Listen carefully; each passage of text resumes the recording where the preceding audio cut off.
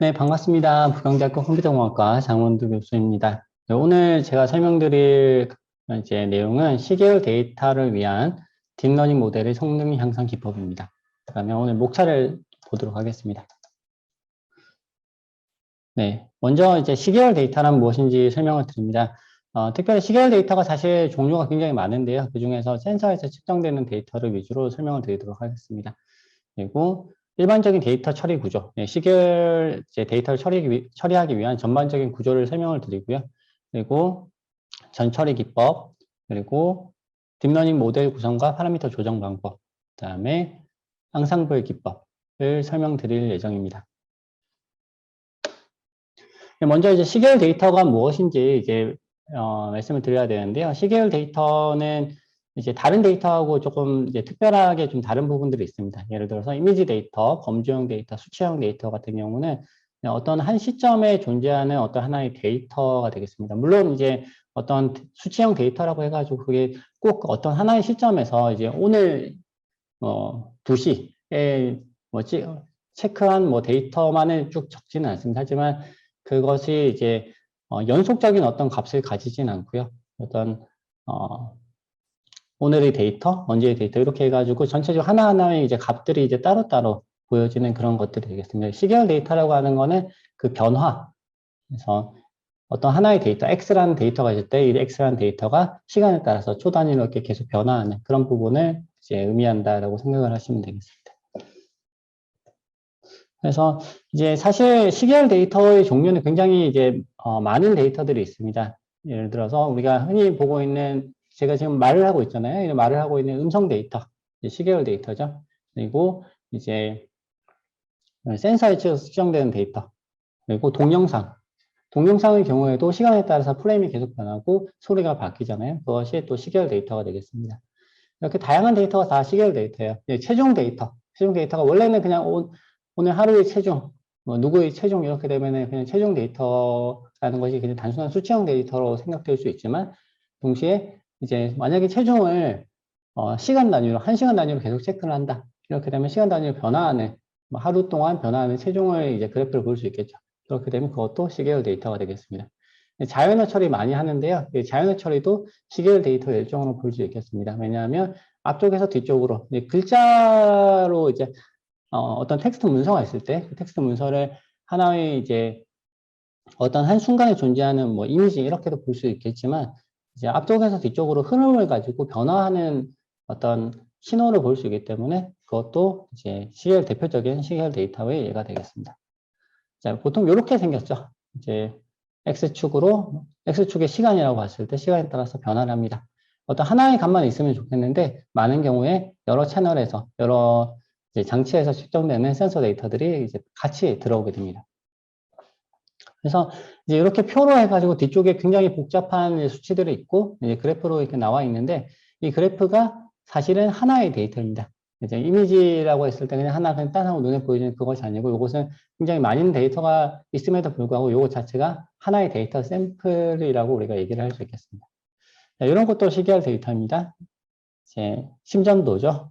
이제 병원에 가면 이제 가슴에 모니터를 붙여놓고 전극을 붙여서 우리 심장 활동을 측정하는 게 되겠습니다. 시간에 따라서 우리 심장이 어떻게 신호를 내보내고 경계 신호를 내보내고 있는지 근육이 어떻게 움직이는지를 보여주는 시계열 데이터입니다.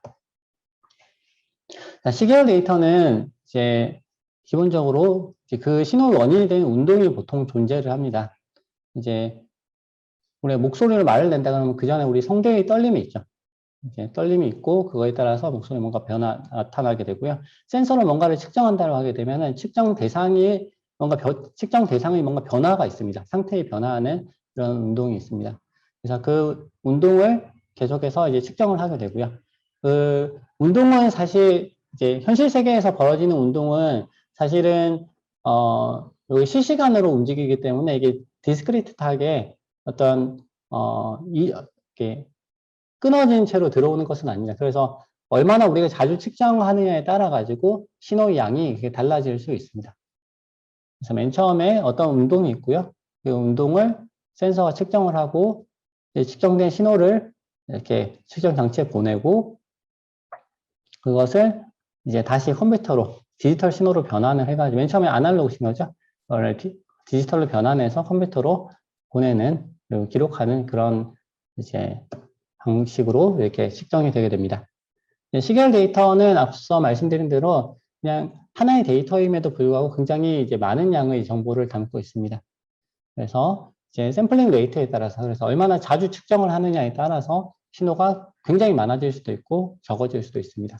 그리고 모든 시계열 데이터가 그런 건 아닌데요. 이제 많은 경우 시계열 데이터들이 반복되는 패턴을 가지는 경우들이 있습니다. 예를 들어서 지금 심전도가 이렇게 나와 있는데 심전도 같은 경우는 올라갔다 내려갔다가 다시 올라갔다 내려가는 뭐 PQRS파라고 하는데요. 네, 그런 것들을 이제 반복되는 걸 볼 수 있습니다. 반복되지만 뭔가 조금씩 다른 거죠. 그리고 이렇게 측정하다 보니까 센서를 측정을 하다 보니까 중간에 뭔가 센서 이상 혹은 기기 이상으로 인해서 혹은 뭐 여기 전선이 약간 이렇게 살짝 끊어져 있다든지 이렇게 되면 또 센서가 부착이 잘 돼 있지 않다든지 이렇게 되면은 신호가 이상한 신호가 들어올 수 있습니다. 결측치가 들어올 수도 있고요. 그다음 노이즈가 이렇게 삽입이 될 수도 있습니다. 그래서 이제 이런 경우를 이제 해결하기 위해서 많은 이제 그런 해결책들이 많은 이제 방법론들이 이제 나오고 있고요. 그런 것들을 이제 조금씩 오늘 세미나에서 좀 다뤄보도록 하겠습니다. 네, 일반적으로 이제 시계열 데이터가 들어왔을 때 어떻게 이제 데이터를 처리해서 인공지능이 이거를 해석해내는지 살펴보도록 하겠습니다. 먼저 이제 인공지능에서 학습과 검증 과정이 어떻게 이루어지는지 설명을 드려야 되는데요. 이제 인공지능에서의 학습은 사람의 학습과는 조금 다릅니다. 그래서 이제 사람은 보통 이렇게 학습을 시키잖아요. 이제 1 더하기 5는 6이야, 2 더하기 7은 9야, 3 더하기 6은 9야. 이렇게 해서 이제 개념을 주죠. 이제 여기 사과 하나가 있고 사과 5개가 있는데 합쳐지면 몇 개가 될까 이렇게 개념을 주는데요. 인공지능은 그렇게 학습을 하진 않습니다. 그리고 보통 뭐 아이들한테 학습을 시킬 때 1 더하기 5가 6이라는 것을 학습을 시켜놓고 여러 개 학습시켜 놓고 그 다음에 다시 물어보죠. 1 더하기 5가 뭐지? 라고 물어보면 얘가 제대로 대답하는지 대답하지 않는지를 보면은 이게 학습을 했다, 못했다는 것을 알 수 있습니다. 이제 하나를 가르쳐 줬을 때 그 하나를 아는지, 그리고 좀 더 나아가서 하나를 가르쳐 줬을 때 뭐 열을 아는지, 둘을 아는지, 열을 아는지 뭐 이런 것들을 보게 되죠. 그런데 인공지능의 경우에는 하나를 가르쳐 줬을 때 그 하나를 아는 건 너무나 당연합니다. 컴퓨터의 경우에. 왜냐하면 컴퓨터가 외우는 거 하나는 엄청나게 잘하잖아요. 그래서 이제 우리가 메모리에다가 뭔가 저장을 해 놓으면, 하드디스크에다 뭔가 저장을 해 놓으면 그 저장한 거에 대해서는 특별하게 이제 물리적으로 충격이 가해진다든지 뭔가 특별한 이제 문제가 생기지 않는 한에서는 그 데이터가 그대로 남아 있습니다. 그 정보가 그대로 남아 있는 거죠. 그래서 1 더하기 5는 6이라는 걸 컴퓨터한테 가르쳐 준 다음에 다시 1 더하기 5는 6이라는 것을 컴퓨터가 대답을 올바로 했다라고 해서 컴퓨터가 학습을 했다라고 얘기하는 게는 뭔가 부족합니다.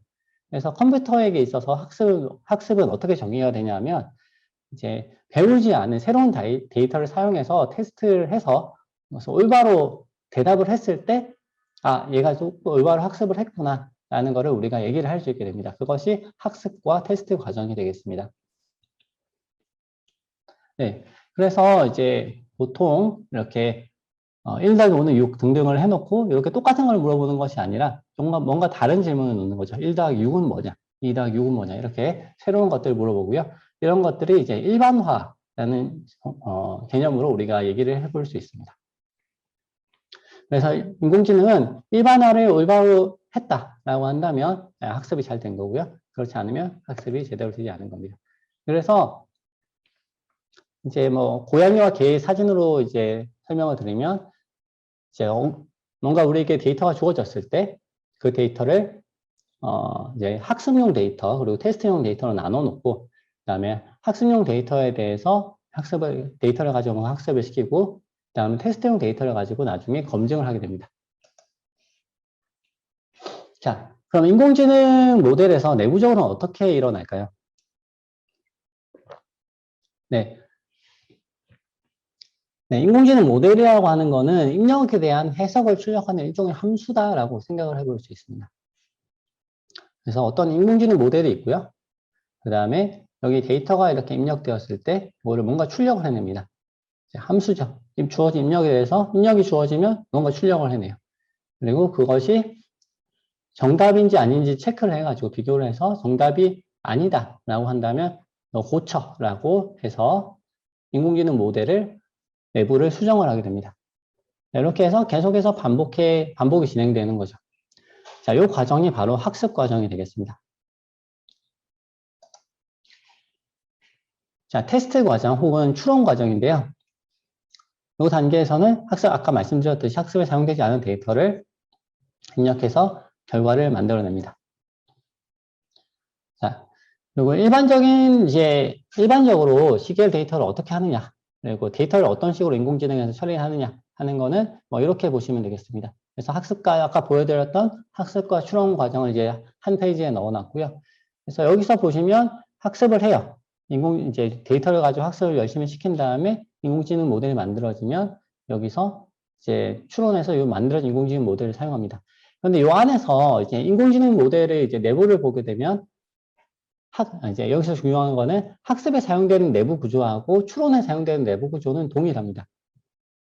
이제 무슨 말이냐면 어떤 이미지가 들어왔을 때 그 이미지를 그대로 사용할 수도 있겠죠. 그런데 그대로 사용하지 않고 이 이미지의 크기를 바꿀 수도 있고요. 크기를 좀 바꾼다든지 뭐 뒤집는다든지 색상을 변환한다든지 뭐 이런 어떤 기본적인 처리 과정을 거쳐야 되고, 그리고 그 처리 과정을 거친 거를 안에 특정한 네트워크에 또 집어넣어야 되고, 나온 결과를 어떤 식으로 활용할 것인가, 그래서 최종적으로 출력을 어떻게 만들어낼 것인가 하는 부분까지 여기 학습 과정과 추론 과정이 동일하는 거죠. 인공지능 모델 내부에서 데이터 처리는 뭐 이렇게 이루어집니다. 이게 이제 어떤 부분이냐면 조금 전에 보셨던 인공지능 모델이라고 제가 말씀을 드렸는데, 이 모델 안을 이제 뜯어보면은 이제 이렇게 생겼다고 이제 여러분이 이해를 하시면 된다는 뜻입니다. 그래서 이 모델에 데이터가 입력이 되면 주어진 데이터를 이제 처리를 합니다. 처리 과정은 뭐냐면 데이터를 간략화한다든지, 데이터가 굉장히 클 수 있어요. 불필요하게. 예를 들어서 이제 뭐 이미지다 이렇게 되면 이미지를 이제 거대한 이미지, 한 5만 바이 5만의 어떤 이미지가 있을 수 있잖아요. 그거를 이제 그대로 학습을 할 필요는 없는 거죠. 이제 그러면 굉장한 메모리 낭비, 시간 낭비가 있을 수 있겠죠. 그래서 이거를 리사이즈를 합니다. 시계열 데이터도 마찬가지입니다. 이거를 샘플링 레이트에 따라서 데이터가 크기가 달라진다고 말씀을 드렸는데요. 샘플링 레이트가 꼭 높을 필요는 없어요. 예를 들어서 1ms마다 뭐 한 개씩 이제 가져오는 어떤 센서가 있을 수 있는데, 거기서 저희가 이제 측정을 하려고 하는 것이 뭐 1ms 단위로 뭔가 계속 변화를 한다 이렇게 되면 당연히 그렇게 뽑아야 되겠지만, 그게 아니고 실제로 변화하는 거는 뭐 한 1초에 한 2번 이렇게 바뀐다 이렇게 되면, 1초에 2번 올라갔다 내려갔다 한다 이렇게 되면 그렇게까지 1ms 단위로 이렇게 데이터를 뽑을 필요는 없는 거죠. 그래서 데이터를 좀 간략화하고요. 그 다음에 이 간략화라는 부분에서 이제 좀 더 이제 다양한 부분들이 있습니다. 조금 이따 더 설명을 드릴 거고요. 그 다음에 딥러닝 모델. 요게 전처리를 거치고 나면 요거를 이제 모델에다가 집어넣습니다. 물론 꼭 딥러닝을 써야 되는 건 아닙니다. 인공지능이라고 해서. 하지만 뭐 지금은 딥러닝을 얘기하는 시간이니까 전처리 딥러닝을 쓰는 경우에는 이렇게 전처리된 데이터를 딥러닝 모델에 넣고, 딥러닝 모델은 뭔가 결과를 뽑아냅니다. 그리고 이제 나온 결과를 가지고 최종적인 출력을 생성을 합니다. 그러면 결과를 뽑아냈는데 왜 또 다시 또 최종 출력을 뽑아낸다고 생산한다고 하시나요? 라고 이제 질문을 하실 수도 있겠는데, 최종 출력이라고 하는 건 딥러닝 모델이 하나일 수 있지만 딥러닝 모델이 여러 개일 수 있습니다. 그래서 여러 개의 결과를 모아서 최종 출력을 만들어내는 것이 이 앙상블 과정이 되겠습니다. 자, 그러면 조금 따져보도록 하겠습니다. 자, 전처리 과정입니다. 딥러닝 학습에 있어서 이제 방금 말씀드렸듯이 데이터가 불필요하게 이렇게 많이 있을 수 있습니다. 지금 여기 보시는 거는 이제 특정 센서에서 제가 요즘에 프로젝트 하나 받아가지고 좀 이제 한참 씨름하고 있는 이렇게 데이터인데요. 이제 여기서 이제 보시면 이제 센서에서 측정되어 있는 값이에요. 이게 노이즈가 굉장히 많이 타고 있습니다. 이제 고주파 노이즈가 굉장히 많이 타고 있고요. 심지어 중간에 이상한 값이 들어가 있어요. 요런 것들이 물론 이제 이렇게 갑자기 튀는 것들이 정상적으로 이제 튈 수도 있는데, 정말 이제 갑자기 이렇게 값이 올라갈 수도 있는데, 이제 그 센서의 종류에 따라 가지고 이거는 절대로 벌어질 수 없는 신호가 이제 그 원래 이제 센서가 아니죠. 원래의 그 운동이 대상이 되는 그 물체에 있어서 부착되어 있는 물체의 운동이 도저히 이런 것이 나올 수 없는 상황인데 이런 것들이 나옵니다. 그래서 이렇게 나오는 것들을 이제 해가지고 뽑아줘야 됩니다. 이런 것들이 좀 필요하고요. 그래서 이제 우선은 데이터 간략화. 이제 샘플링 데이터를 일단 좀 축소를 해야 되고, 축소하면서 이제 이런 노이즈들이 어떻게 보면 이제 그 좀 과도하게 많은 샘플링 레이트 때문에 노이즈가 발생했을 수도 있거든요. 그래서 그런 것들을 이제 좀 축소를 시켜줍니다. 그 다음에 차원 축소. 센서 데이터가 이제 뭐 그냥 한 개 채널이면 충분한데, 예를 들어서 센서를 뭐 불필요하게 많이 붙여가지고 한 100개 정도의 채널에서 데이터가 들어왔다고 해요. 그러면 물론 데이터가 많으면 더 좋은 결과를 낼 수도 있겠지만 단순한 모델을 만들기 위해서 혹은 이제 간단한 문제를 풀기 위해서는 오히려 이제 안 좋을 수도 있습니다. 데이터 전체적인 데이터 그런 데이터의 개수가 이제 적은 경우에는 나쁠 수 있기 때문에 이런 것들을 불필요한 부분들을 제거를 해줍니다. 이제 뭐 차원을 축소한다든지 선택한다는 뭐 PCA라든지 다양한 방법들이 있고요. 그리고 불필요하게 높은 샘플링 레이트 감소 이런 것은 뭐 간단하게 이제 다운 샘플링으로 해결할 수 있겠습니다. 그리고 이제 전처리 과정에서도 중요한 것 중에 하나가 이제 딥러닝에서 처리 가능한 형태로 변환을 해야 된다는 겁니다. 우선은 뭐 0과 1 사이를 값으로 변환하는 것이 일반적이고요. 데이터 정교화를 통해서. 그리고 수치형 값이 아닐 수도 있겠죠. 어떤 뭐 텍스트가 들어올 수도 있기 때문에 그런 경우에는 이제 수치로 변환을 시켜줘야 됩니다. 그리고 이제 그 시계열 데이터에서 또 문제가 되는 것 중에 하나가 이제 거의 무한하거나 가변적인 길이의 데이터를 가지는 경우가 많습니다. 그래서 데이터가 하나 들어왔는데 이 데이터가 뭐 한 10분 정도 돼요. 그러면 10분의 데이터인데 너무 긴 거예요. 10분 동안 1초에 뭐 한 1000Hz 정도로 들어왔다 이렇게 되면 이게 길이가 1초에 1000개잖아요. 1초에 1000개인데 뭐 1분이면 6만 개, 네, 10분이면 60만 개. 여기 데이터가 옆으로 쭉 늘어나게 됩니다. 채널이 하나면 60만 개인데 두 개면 120만 개. 이렇게 해가지고 값이 어마어마한 거죠. 그런데 이제 그게 데이터 하나인 거예요. 이제 데이터 하나의 이제 데이터 우리가 이제 사실 좀 표현이 좀 쉽지 않은데 요 하나의 데이터 요게 하나예요. 그러면 하나의 롤라고 우리가 특히 보통 얘기를 하죠. 그러면 이제 하나의 롤가 하나 있는데 요거 말고 또 다른 데이터 이게 데이터 개수가 많아지잖아요. 그런데 이게 정말 많으면 데이터의 그 채널이라든지 길이라든지 이런 것들이 커도 괜찮아요. 그런데 그 시계열 데이터의 특징 중에 하나가 이제 한번 측정하는데 시간이 좀 오래 걸리다 보니까 그 데이터의 개수 자체가 또 그렇게 또 많지 않은 경우가 많습니다. 뭐 20명, 뭐 30명, 뭐 50명 이렇게 측정을 하다 보니까 이제 측정된 데이터의 개수 자체는 50개밖에 안 되는데 하나의 크기가 어마어마한 거죠. 그렇게 되면 이제 딥러닝에서 처리하는 것이 사실 쉽지만은 않습니다. 그래서 이제 그런 것들을 이제 어떻게 적절하게 우리가 데이터를 분할할 것인가. 그리고 이제 어디서 시작해서 어디까지 할 것인가 하는 부분을 좀 우리가 잘 정의를 해 주어야 합니다. 그래서 그 시점을 자르는 부분은 사실은 데이터에 굉장히 디펜던트한 거기 때문에 우리가 뭐 이렇게 해야 된다 지금 제가 이 강의에서 얘기를 말씀을 드릴 수는 없고요. 그 데이터에 맞게 적절하게 데이터를 분할을 할 필요가 있겠습니다. 그래서 이제 뭐 요거 같은 경우는 지금 신전도 데이터인데요. 신전도 데이터의 경우에 이제 보시면 이게 계속 반복이 돼요.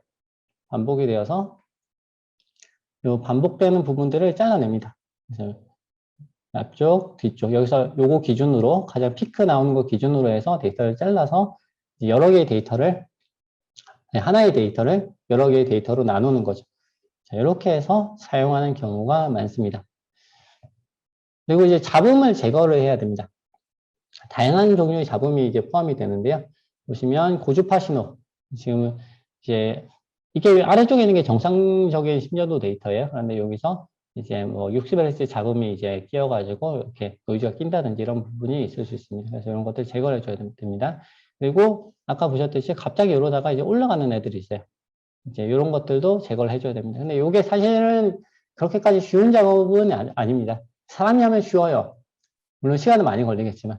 이제 여기 피크 나오니, 요거 좀 어색하네. 여기 잡고, 요걸 확대해가지고 시작점, 끝점 이렇게 잡을 수가 있습니다. 그런데 요거를 컴퓨터로 자동화 시키려고 하다 보면은 굉장한 이제 많은 이제 문제점들이 발생을 하게 됩니다. 그래서 여기서 신호가 이제 예를 들어 피크가 올라갔다 내려갔는데 시작점을 여기로 잡을 것인가 왼쪽으로 잡을 조금 왼쪽으로 잡을 것인가 스무스하게 내려오는데 요거를 끝나는 지점은 요 정도 이제 경사가 이제 바뀌는 변곡점에서 잡을 것인가 더 밑에서 내려와서 잡을 것인가 이거 이제 고민하다 보면은 이제 밤이 이제 지나가고 날이 셉니다. 그래서 그런 부분들이 사실 쉽지는 않고요. 이제 그런 것까지 뭐 인공지능으로 해결하려고 하는 그런 시도들도 있고 뭐 그런 것들까지 포함해서 이제 한꺼번에 그냥 전처리 안에 그렇게 해가지고 그냥 다 원데이터 집어넣고 돌리는 경우도 물론 있습니다. 저는 이제 케이스 바이 케이스라서요. 우선은 이제 뭐 전처리 과정은 이런 것들이 있고요. 제거한 다음에 또 필요한 경우에는 뭐 제거된 구간을 또 보관한다든지 이런 작업도 필요하겠습니다. 자, 이번에는 이제 딥러닝 모델 구성을 어떻게 할 것인가, 그 다음에 파라미터 조정들을 어떻게 할 것인가 하는 부분들을 설명을 드리도록 하겠습니다. 네, 이제 인공지능 모델 내부에서 우리가 다양한 이제 그 레이어들을 사용할 수 있잖아요. 그래서 그 안에 보시면 이제 뭐 합성 곱층, 그다음에 뭐 컨볼루션층이죠. 그다음에 LSTM층, 뭐 GRU층, 뭐 덴스층, 어텐션층, 뭐 드롭아웃층, 쿨링층, 뭐 이런 것들 다양한 층들이 있습니다. 그럼 이걸 어떻게 조합을 해가지고 만들 것인가? 물론 요즘에 이제 이런 것들을 자동으로 조합해주는 그런 인공지능을 또 개발을 하고 계세요. 많은 이제 훌륭한 분들이 개발하고 계시는데 아직까지는 이제 그것들이 이제 그렇게 이제 높은 수준에 올라오진 못했고 이제 아직 연구 단계라고 이제 보시면 되겠습니다. 그래서 아직까지는 요거를 고민을 해줘야 돼요. 어떻게 이제 요거를 잡아야 될 것인지.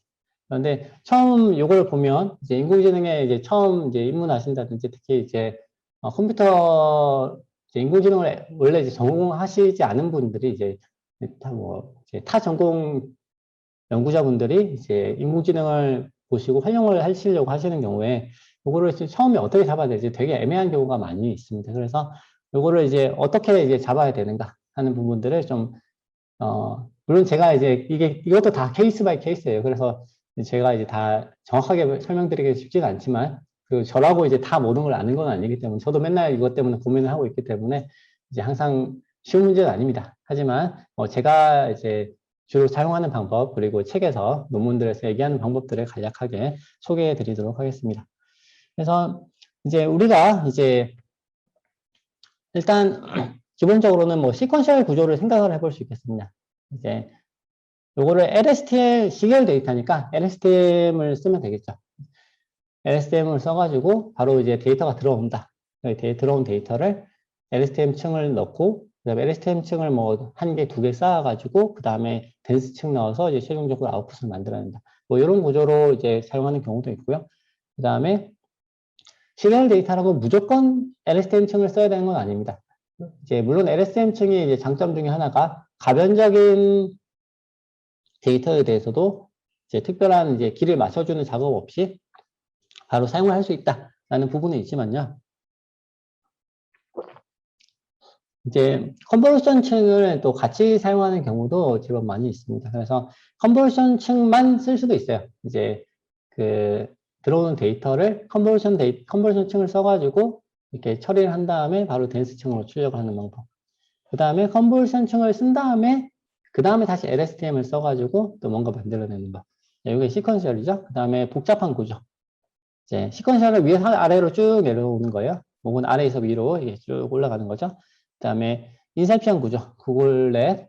그리고 구글넷의 경우에 뭐 이런 오른쪽에 나와 있는 이런 구조를 이제 사용을 하고 있습니다. 그래서 뭐 필터 맨 처음에 레이어가 밑에 있죠. 이제 입력이 아래에서 들어옵니다. 들어오는 거를 컨볼루션을 이제 몇 개를 한 다음에 1 by 1 컨볼루션.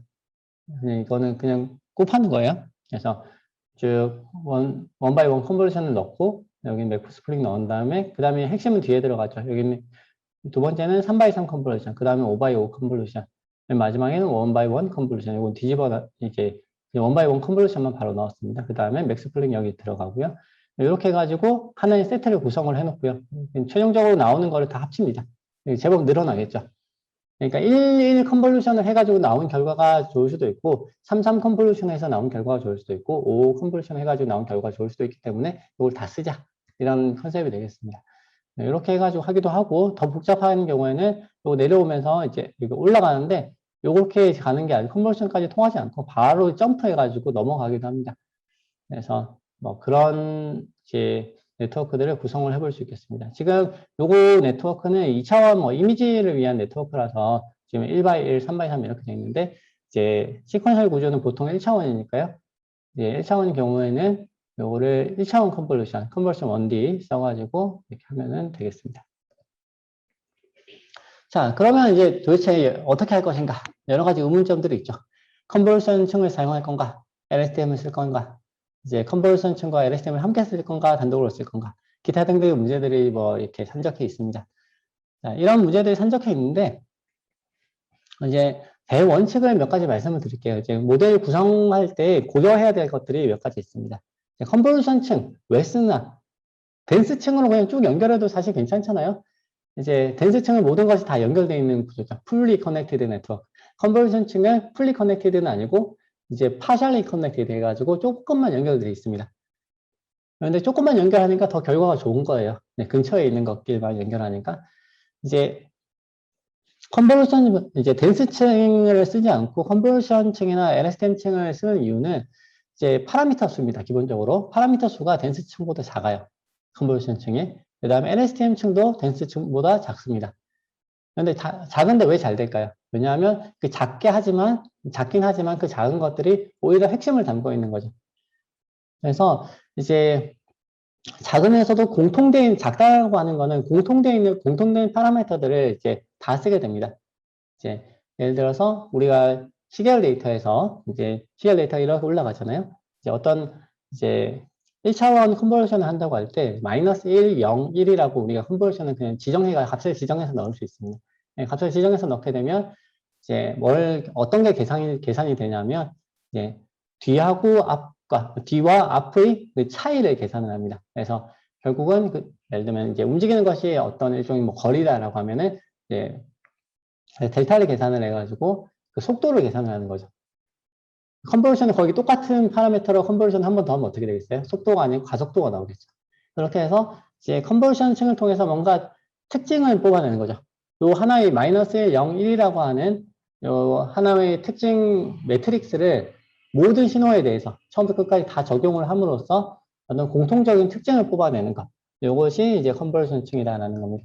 그래서 컨버전 층은 인접한 신호들의 특성을 이용을 하고요. 그 다음에 신호의 위치에 관계없이 같은 거리에 있는 값은 같은 의미를 가진다고 가정을 합니다. 그럴 때 잘 동작을 합니다. 그래서 이제 어떤 시계열 데이터 쭉 들어갔는데 이 시계열 데이터의 변화하는 거, 올라갔다 내려갔다 하는 거 이런 것들에서 뭔가 특징을 뽑아내고 싶다라고 한다면 컨버전 층을 쓰는 게 맞습니다. 자, LSTM 층은 그럼 언제 씁니까? LSTM 층도 이제 파라미터 수가 DNS 층보다 작습니다. 그런데 이제 컨버전 층하고는 그게 계산되어지는 부분이 전혀 다릅니다. 내부적으로 보시면 이제 오른쪽에 나와 있는 게 이제 컨버전 층인데요. 죄송합니다. LSTM 층인데요. 요게 이제 좀 복잡해 보일 수는 있는데 이제 이전 신호가 들어와가지고 다음 신호로 그대로 전달이 됩니다. 계속 반복이 돼요. 그래서 A, B, C 이렇게 제가 신호를 주면 A가 들어오고 그다음 B가 들어오고 그다음 C가 들어옵니다. 그런데 A가 들어갔을 때 이제 A가 들어갔을 때 뭔가 계산해가지고 그다음 출력을 내는 거. 그다음에 그 나온 출력이 다시 돌아와서 그다음 B가 들어왔을 때 또 동일한 계산을 하게 됩니다. B가 들어왔을 때 예를 들어서 뭐 제가 0, 1, 2라고 넣었어요. 좀 극단적으로 좀 단순화시켜서 설명을 드리는 거예요. 0, 1, 2라고 넣었을 때 안에 내부적으로 계산하는 것은 곱하기 2예요. 곱하기 2 더하기 이전 출력 더하기 B 이전 출력이다 라고 한다면 제가 0을 넣으면 이전 출력 없으니까 곱하기 2, 0이니까 그대로 0이라는 출력이 나옵니다. 그런데 그 다음 1이 들어갔어요. 1이 들어간 곱하기 2 하면은 출력이 2가 나오겠죠. 이전 출력은 0이니까 그대로 2고요. 그 다음에 3이 들어갔을 때 다시 곱하기 2를 합니다. 그러면 6이 되죠. 이전 출력은 2였으니까 더하면 8이 됩니다. 이런 식으로 이제 출력을 만들어냅니다. 그래서 하나의 규칙을 만들어 놓고 이 규칙을 계속 적용을 합니다. 자, 이거는 이제 뭐냐면 이전의 신호가 다음 결과 아웃풋에 영향을 줍니다. 그래서 이제 기본적으로는 이제 이게 연속적으로 뭔가 이제 이전 신호를 통해서 이전 상태를 통해서 그 다음 상태가 뭔가 예측이 되는 경우, 네, 그 관계를 이제 나타낼 때 LSTM층을 쓰시면 좋고요. 그리고 이제 요거의 특징 중에 하나는 모든 이전 신호가 그 다음 출력에 영향을 미칩니다. 그래서 이제 최종적으로 어떤 하나의 출력을 만들어낸다고 했을 때 모든 신호를 사용을 해가지고 최종적으로 출력을 하나 만들어냅니다. 이제 컨볼루션층하고는 다르죠. 컨볼루션층은 인접한 데이터만 사용하는 거예요. 인접한 신호들만 써가지고 뭔가 출력을 만들어내는 거고, 그 다음에 LSTM 같은 경우는 이제 모든 입력을 사용을 해가지고 출력을 만들어내는 겁니다. 그래서 이게 좀 다른 이제 내부 구조를 가지고 있기 때문에 이제 그런 부분을 고려해서 이렇게 고르시면 되겠습니다. 네. 그리고 이제 파라미터 등을 이제 많이 이제 고르셔야 되는데, 이제 기본적으로는 가장 이제 추천드리는 방법은 검증된 모델을 사용을 하시는 겁니다. 예를 들어 이미지를 쓴다. 그럼 구글넷, RES나 레즈넷 뭐 이렇게 쓰시면 되고요. 뭐 이제 기존 논문들이 나와 있는, 요즘 공개가 많이 돼 있고 오픈소스 많이 있기 때문에 받아서 쓰시면 됩니다. 그리고 사실 근데 시계열 데이터는 그런 부분들이 많이 없어요. 이렇게 그래서 좀 아쉬운 부분이긴 한데, 그런 없는 경우에는 다른 논문들을 좀 참조하셔가지고 다른 논문에서 뭐 이렇게 했다. 그러면 그거를 그대로 가져와서 그걸 기반으로 돌리시면 됩니다. 처음부터 이제 완전히 새로운 걸 만드시려면 아마 이제 많은 시행착오가 이제 들어가야 되는데, 기존에 있는 네트워크를 가져오게 되면 그런 부분이 이렇게 좀 상쇄가 되는 그런 부분이 있습니다. 그리고 이제 해당 데이터에 대해서 모델이 없는 경우도 있어요. 아무도 이걸 안 한 경우. 보통 연구하시다 보면 그런 경우 많죠. 이제 이전에 딴 사람이 한 것 같은 경우는 논문이 잘 안 되잖아요. 그러니까 뭔가 새로운 걸 하다 보니까 없는 거예요. 그런 경우에는 가장 비슷한 데이터를 쓰면 되고요. 그리고 이제 그걸 그대로 가져와서 쓰려고 하다 보면 또 문제가 있습니다. 왜냐하면 이제 논문에 나와 있는 그 구조는 어마어마하게 커요, 보통. 이제 맨 처음에 작게 시작을 해가지고 그 사람들도 이제 점점점 키워가지고 이제 많은 데이터에서 잘 돌아가는 거, 한 뭐 10시간, 20시간 학습시켜가지고 하니까 잘 되더라 하는 거를 가져옵니다. 그런데 지금 그거를 가져온다고 잘 된다는 보장은 없잖아요. 데이터가 다르니까. 그러니까 이제 그걸 가져와가지고 20시간 학습해가 돌렸는데 안 돼요. 그럼 어떻게 고쳐야 되지? 난감한 거예요. 네, 그런 경우에는 이제 요거를 이제 줄이는 거예요. 사이즈를 비슷한 구조를 사용을 하되, 이제 여러분은 이제 작은 데이터를 넣어가지고 처음에 되는지 안 되는지 먼저 테스트를 해보셔야 될 거기 때문에 그런 부분들을 이제 조금 기존 모델에서 좀 잘라내고, 요게 좀 핵심적인 부분이다라고 생각되는 부분 좀 따로 떼가지고 이렇게 돌리시면 좋겠습니다. 그리고 아까 검증된 모델을 말씀을 드렸는데, 가능하면 이제 트랜스퍼 러닝 사용할 수 있는지 한번 이제 해보시고, 이제 트랜스퍼 러닝을 기존에 있는 이제 모델을 가지고 이미 학습되어 있는 모델을 거의 그대로 활용할 수 있다면 사실은 문제를 굉장히 좀 쉽게 해결해 나갈 수 있는 또 좋은 방법이기 때문에 그 부분도 먼저 좀 고려를 할 필요가 있겠습니다. 그런데 이것도 저것도 다 안 된다라고 한다면 어쩔 수 없이 또 만들어야 되겠죠. 그리고 모델 가져왔어도 또 바로 되지는 않을 테니까요. 그런 경우에는 일단 또 모델을 이렇게 저렇게 구성을 해야 되는데, 이제 컨볼루션층을 몇 개 쌓을 거냐, 이제 또 LSTM층을 몇 개 쌓을 거냐, 뭐 풀링층을 얼마나 자주 쓸 거냐, 뭐 이런 부분들이 있어요. 근데 처음에는 좀 가능하면 좀 크게 잡는 게 좋습니다. 이제 가능하면 작겠는데, 가능하면 작지만 적어도 본인이 목표하는 애큐러시는 달성할 수 있도록, 오버피팅이 되더라도 그렇게 트레일 학습 정확도는 이제 90% 이상, 본인이 원하는 정확도가 나는 이 정도면은 뭐 한 80%면 되나라고 한다고 하신다면 80% 이상 이거를 달성하도록 구성하신 다음에 거기서 이제 조금 조정을 해 나가시면서 오버피팅을 이제 날리시는 그런 방향으로 이렇게 작업을 하시는 게 추천이 됩니다. 이거는 뭐 제 얘기는 아니고요. 이렇게 딥러닝 권위자 한 분이 이렇게 말씀을 하시더라고요. 네, 저도 이렇게 하려고 하고 있습니다. 네. 그리고 이제 그 맥스 풀링층 같은 경우는 이제 보통 쓰게 되면 데이터 길이가 반으로 보통 줄어듭니다. 이제 스트라이드 크기에 따라서 다르지만 스트라이드 크기를 뭐 2로 한다면 반으로 딱 줄어드는 거죠. 그래서 길이가 맨 처음에 1000이었는데 맥스 풀링 한 번 하면 500, 그 다음에 250, 그 다음에 125, 팍 줄어들죠. 그래서 이제 맥스 풀링 몇 번만 하면은 이제 층을 많이 못 쌓는 뭐 그런 문제들이 있습니다. 그래서 그거는 이제 맥스 풀링 같은 경우는 여러분이 층을 몇 층까지 쌓을지에 따라서 이제 적절하게 좀 조정을 하시면 되겠습니다. 그렇게 쓰시면 될 것 같고요. 그 다음에 풀링층을 쓸 수도 있고, 이제 컨버전 층에 이제 스트라이드 옵션이 있어가지고 그거를 쓰시는 분들도 있어요. 근데 주의하셔야 되는 거는 컨버전 층에 있는 스트라이드 옵션하고 풀링 층에 있는 스트라이드 옵션하고 제가 알기로는 그게 좀 다릅니다. 그래서 이제 여기 컨버전 층에 있는 스트라이드 옵션은 이제 이걸 아예 컨버전 계산 자체를 띄어가면서 해요. 이렇게 하나 하고, 그 다음 띄어가지고 또 이렇게 딱 하고, 이렇게 그 다음 또 띄어가지고 하고, 이렇게 하는 개념이고요. 그 다음에 이제 뒤에 맥스 풀링을 뒤에 넣게 되면, 요게 계산을 한 것 중에서 이제, 맥스를 잡는데, 그때 맥스를 계산할 때 이걸 띄어가지고 이렇게 계산을 하거든요. 그래서 이게 결과가 미묘하게 좀 달라질 수 있기 때문에, 모르겠습니다. 이제 조금 헷갈리긴 하는데, 이게 그런 부분이 좀 차이가 있다는 거, 이제, 이렇게 인지하시고 사용하시면 될 것 같고요. 그 다음에 어텐션층. 어텐션층은 뭐 저도 요즘에 이제 비교적 최근에 학생들 통해서 지금 사용 이것저것 좀 돌려보고 있는 중인데요. 어텐션층 같은 경우는 보통 시계열 데이터가 쭉 길잖아요. 긴 데이터 중에서 특정 부분을 조금 집중해서 보고 싶다. 특정 부분에 피처가 몰려있다. 이런 것들을 이제 우리가 자동으로 계산을 해서 그 부분만 집중해서 보아서 이제 학습을 하도록 하는 이제 층이 되겠고요. 이제 여기서 어텐션층을 입력층에다 붙여가 넣을 수도 있어요. 입력이나 이제 컨버전 몇 번 해가지고 데이터가 그렇게 많이 줄어들지 않았을 때 그 특징들 쭉 옆으로 이제 시계열 상에서 특징들이 있을 때 그 중에서 요 특정 부분을 우리가 이제 특정 부분에 어텐션을 적용을 해서 그 부분을 강조해가지고 할 수 있도록 이렇게 하는 방법이 있고요.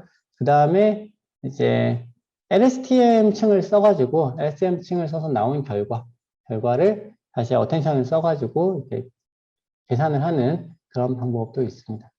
LSTM층을 쓰게 되면 또 이제 한번 LSTM층 안에서 또 계산이 한번 이루어지기 때문에 이제 원신호에서 뭐 특정 부분을 이렇게 강조한다라는 개념과는 조금은 이제 달라지는 부분이 있는데 그래도 뭐 비슷한 개념으로 우리가 쓸 수 있겠습니다. 네. 그래서 이제 거의 마무리 단계가 되겠습니다. 학습 후 조정 앙상블 기법. 네, 앙상블은 뭐 이런 개념입니다. 백직장도 맞들면 낫다. 이제 하나의 블루기를 쓰는 것이 아니고 딥러닝 모델을 하나만 쓰는 것이 아니고 여러 개를 써가지고 더 나은 결과를 좀 도출해 보겠다. 이런 이제 개념이 되겠습니다. 그래서 지금 뭐 크게 배깅, 부스팅, 스태킹 이 정도가 이제 많이 사용이 되고 이야기가 되고 있는데요. 배깅 같은 경우는 반복적으로 같은 모델은 아니죠. 모델을 여러 번 학습을 시킵니다. 그래서 여러 번 학습을 시켜서 결과를 취합해서 사용을 합니다. 그래서 이제 많은 데이터들 중에서 랜덤하게 골라서 다양하게 학습을 시킬 수 있습니다. 오른쪽에 보시면 이제 배깅이라고 나와 있고요.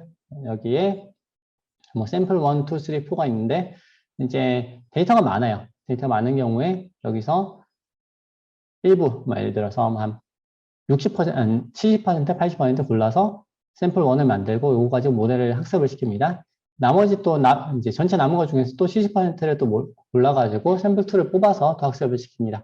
이렇게 학습을 시키다 보면 이제 각각의 모델이 조금 다르겠죠.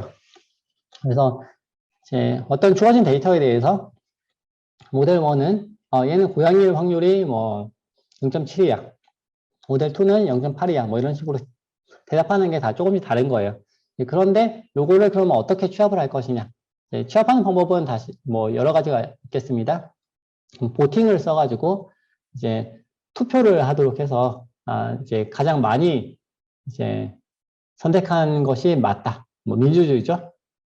이렇게 이제 할 수도 있고요. 에버리지 평균을 계산을 해가지고 이제 여기 단순히 클래시피케이션을 해서 이제 분류가 나올 수도 있지만 그 전에 이제 분류하기 위한 출력값이 나오니까 그 나오는 출력값을 이제 평균을 내 가지고 할 수도 있겠습니다. 뭐 그런 방법들이 있고요. 이제 이렇게 하게 되면은 보통 이제 결과가 이제 올라갑니다. 액큐러시가 올라가는 경향을 보이고요.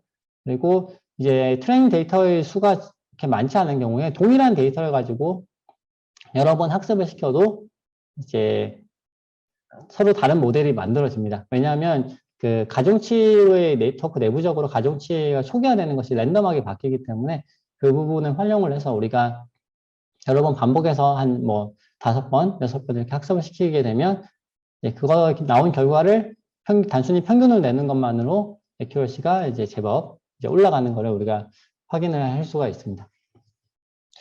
이제 부스팅이라고 하는 거는 이제 오답에 대해서 가중치를 주어가지고 반복적으로 학습을 시키는 개념입니다. 아래쪽에 있는 것이 이제 CNN하고 이제 에이다 부스트를 같이 개념을 넣어가지고 CNN 에이다 부스트라고 하는 이제 개념을 누가 제안을 했는데요.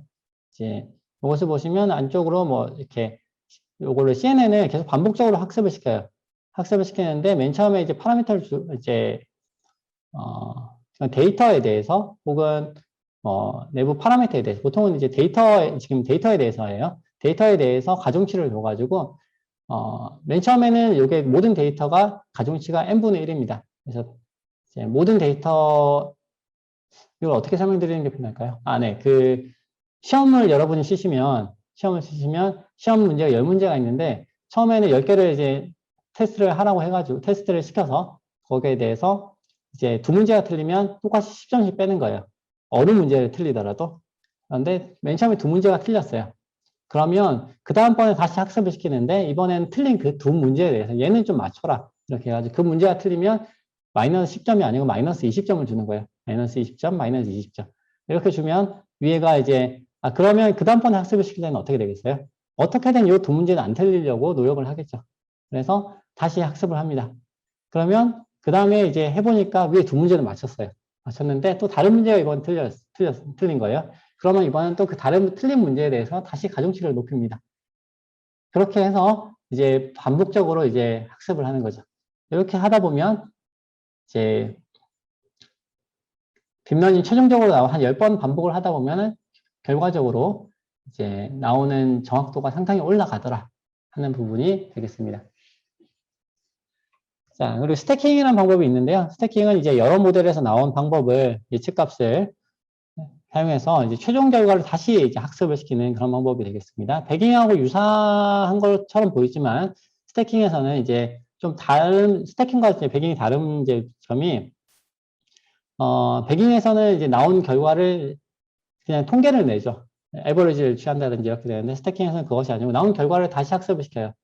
그래서 나온 결과를 다시 학습을 시키게 되고 그다음에 그 내부적으로 이제 요거를 오버피팅을 방지를 하기 위해서 이제 스택트된 출력이 된 결과를 다시 학습을 시키는 모델이 필요하잖아요. 예를 들어서 이런 거예요. 딥러닝 여기서 이제 배깅 이미지에 보시면 샘플 1, 샘플 2, 샘플 2, 샘플 K를 써가지고 모델 1, 2, 3, 4를 만들었어요. 이제 모델 1, 2, 3, 4를 만들었는데 이게 다 딥러닝일 수도 있고 그리고 같은 구조의 스트럭처일 수도 있고 다른 구조의 스트럭처일 수도 있고 꼭 딥러닝이 아니고 다른 거 랜덤 포레스트라든지 다른 거일 수도 있어요. 네, 그런데 이렇게 나온 결과 출력을 이제 예측값이 있겠죠. 예측값이 이제 다 나오면 그 예측값으로부터 다시 출력을 우리가 원하는 타겟 출력을 만들어내도록 학습을 시키는 거예요. 새로운 모델을 써가지고. 두 번째 모델인 거죠. 여기서 나오는 두 번째 모델을 또 기존의 데이터를 가지고 다시 학습을 시키게 되면은 이게 좀 어려운 부분이 있으니까 그거를 이제 어떻게 하느냐면 이제 어떻게 하냐면 밸리데이션 데이터셋을 씁니다. 원래는 보통 이제 트레이닝, 밸리데이션, 테스트 이렇게 넣으면 밸리데이션은 이제 언제 학습을 멈출지 용도 정도로 쓰거든요. 아니면 학습된 결과를 분석하는 용도로 쓰는데 이제 여기서는 트레이닝을 시키고 그 다음에 1차 모델에서는 트레이닝 데이터 가지고 트레이닝 시키고 2차 모델은 밸리데이션 데이터 가지고 트레이닝을 시키고 그 다음에 3차 모델 이제 3차 모델이 아니고 아웃풋이죠. 최종 테스트를 할 때는 진짜 테스트 데이터를 쓰는 그런 구조로 이제 진행이 됩니다. 그래서 이제 앙상블 기법은 이렇게 이제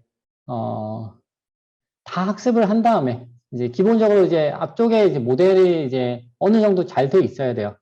모델이 앞쪽에서 구성했던 다른 이제 기본 모델이 어느 정도 이제 본인이 원하는 그 수준으로 올라갔다. 예를 들어서 뭐 이게 85%다, 90%다 라고 하는데 뭔가 아쉬운 거예요. 그래서 좀 더 높이고 싶은 거죠. 한 뭐 95%한 98%까지 안 될까? 그때 이제 쓰는 것이 앙상블이 되겠습니다. 그래서 기존에 이제 기초 모델이 만약에 액큐러시가 너무 낮다면 사실 앙상블을 해가지고 얻을 수 있는 효과는 조금 미미할 수 있고요. 그래서 이제 그런 부분을 이제 물론 여기서 나와 있는 부스팅은 좀 다릅니다. 부스팅 개념은 그거를 계속해서 반복을 학습시키면서 이제 기존 기초 모델을 이렇게 업그레이드하는 그런 방법이 되겠고요. 배깅하고 스태킹 같은 경우는 그런 기초 모델이 학습이 완료된 다음에 추가적으로 이렇게 작업을 하는 그런 개념으로 생각을 하시면 되겠습니다. 네, 이렇게 이제 45분, 제가 너무 빨리 끝날까 조금 걱정을 했었는데 딱 45분에 맞춘 것 같습니다. 네, 시계열 센터 데이터는 무엇인지, 그 다음에 데이터 처리 구조 어떻게 되어 있는지, 전처리 과정, 딥러닝 모델 구성할 때 주의해야 될 점, 그리고 파라미터 조정 방법, 네, 요거 합쳐서 제가 설명을 드렸죠. 그 다음에 앙상블 기법까지 이제 이렇게 설명을 드렸습니다. 긴 시간 집중해서 또 강의 수강해 주셔가지고 감사합니다. 네, 그러면 질문 받도록 하겠습니다. 네, 질문이 없으시면 이렇게 뭐 가볍게 마치도록 하고요. 사실 굉장히 좀 디테일한 부분이 들어왔어요. 이제 제가 이제 메릭에서 세미나를 한 번, 두 번 계속 하다 보니까 점점 이제 내용이 이제 이렇게 디테일하게 들어가게 돼가지고 조금 어려우실 수도 있겠다는 생각이 드는데요. 이제 제 강의, 이제 딥러닝 관련해가지고 유튜브에 거의 강의가 많이 올라가 있고, 그리고 이제 메릭 요 사이트에도 강의가 몇 개 지금 올라가 있기 때문에 기존에 이제 강의 영상을 또 보시고 또 이런 것들을 좀 참조하시면 더 좋은 도움이 될 거라고 생각이 듭니다.